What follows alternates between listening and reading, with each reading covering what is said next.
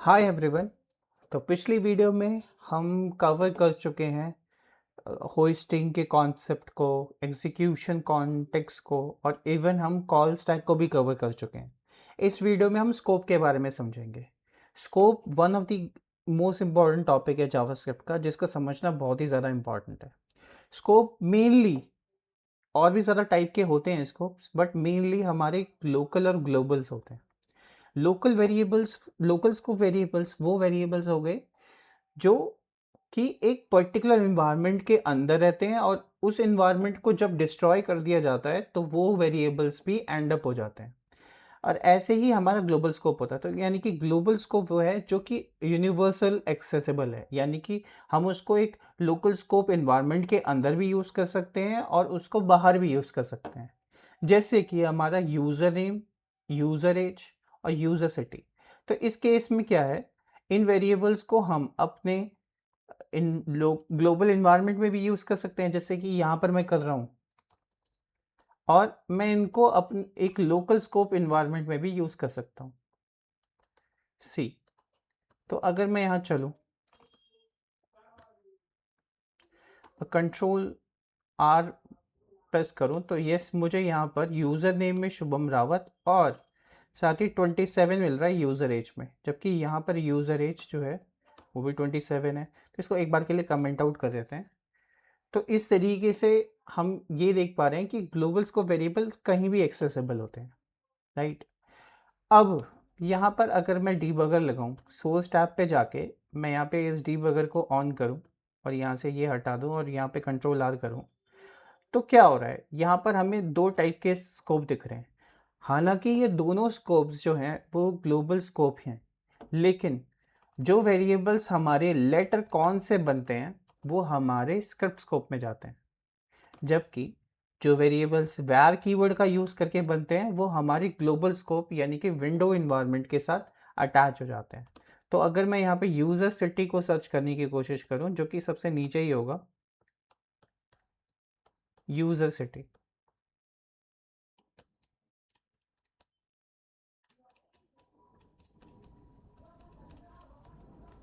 Okay, user city, okay, ये ऐसे search नहीं होगा।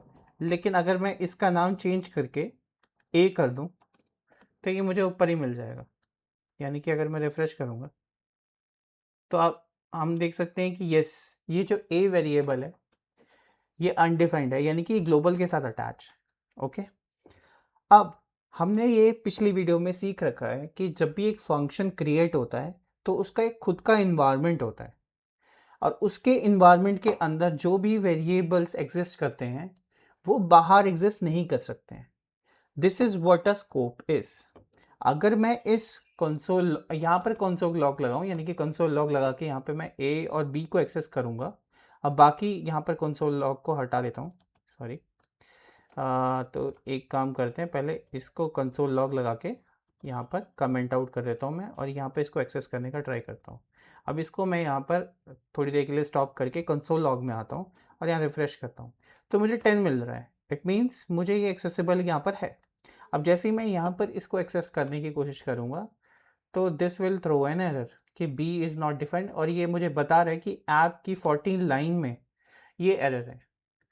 तो ऐसा इसीलिए ही हो रहा है क्योंकि जो लेट से डिफाइन करे गए वेरिएबल्स हमने क्रिएट करे हैं अपने फंक्शन के अंदर, वो एक लोकल स्कोप वेरिएबल्स हैं। वो सिर्फ इसी लोकल स्कोप के अंदर एग्जिस्ट करते हैं, उसके बाहर एग्जिस्ट नहीं करते हैं। जब हम इसको डीबग करके देखेंगे, लेट्स सी, अब ये देखते हैं इसको डीबग करके। इसको कमेंट आउट अगर मैं कर दूं और यहाँ पर मैं सोर्स टैब पे जाऊं और इसको रिफ्रेश करूं, इसको हटा देता हूं, तो यू कैन सी यहाँ पर यूज़र एज में भी 27 है और यूज़र नेम में शुभम है।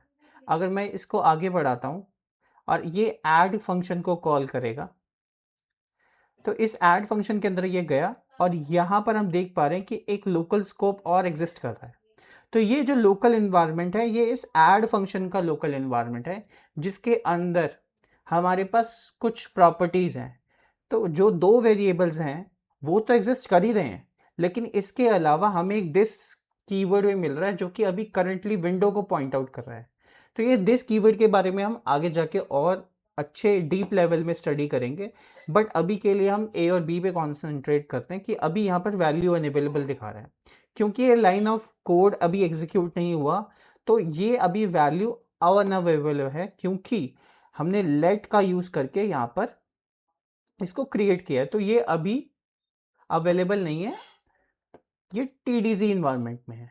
तो जैसे ही मैंने इस वैल्यू पे ए को असाइन कर दिया 10, तो यहाँ पर भी यहाँ पे दिख रहा होगा हमें कि ए की वैल्यू 10 आ रही है, और ऐसे ही हमारे पास बी की वैल्यू भी 20 आ जाएगी, राइट। और जैसे ही मैं इस लाइन को प्रिंट करूंगा तो कंसोल लॉग भी आ जाएगा। तो स्कोप ऐसे काम करते हैं।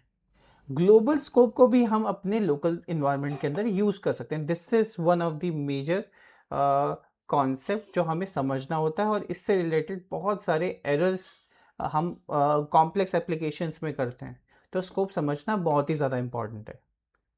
सो आई होप ये इस वीडियो से क्लैरिटी मिली होगी।